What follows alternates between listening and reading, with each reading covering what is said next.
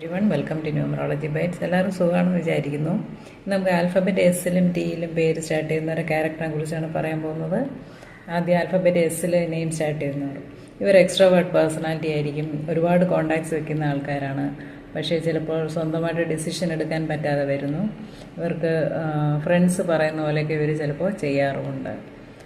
ഇവർക്ക് theatre, drama, public function ഇങ്ങനെയുള്ള കാര്യങ്ങളിലൊക്കെ മുൻപിൽ നിന്ന് അത് നടത്താനൊക്കെ ആഗ്രഹം പ്രകടിപ്പിക്കുന്ന ആൾക്കാരാണ്.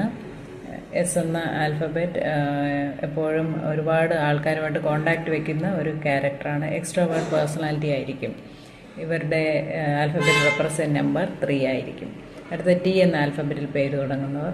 ഇവർക്ക് ഡിസിഷൻ എടുക്കാൻ നല്ല കഴിവുള്ളവരാണ്. ആരെന്ത് പറഞ്ഞാലും ഇവർ ആ ഡിസിഷനിൽ നിന്ന് പിന്മാറുകയുമില്ല.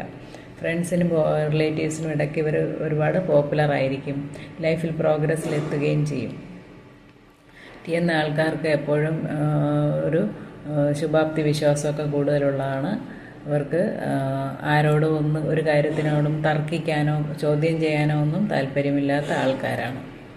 ടി എന്ന ആൽഫബറ്റ് റെപ്രസെൻ്റ് ചെയ്യുന്ന നമ്പർ 4 ആയിരിക്കും. അപ്പോൾ നിങ്ങൾക്ക് വീഡിയോ ഇഷ്ടപ്പെട്ടു വിചാരിക്കുന്നു. മറ്റൊരു വീഡിയോ ആയിട്ട് ഉടനെ കാണാം. വീഡിയോ ഇഷ്ടപ്പെട്ടെങ്കിൽ please like, share, comment, subscribe. Thank you.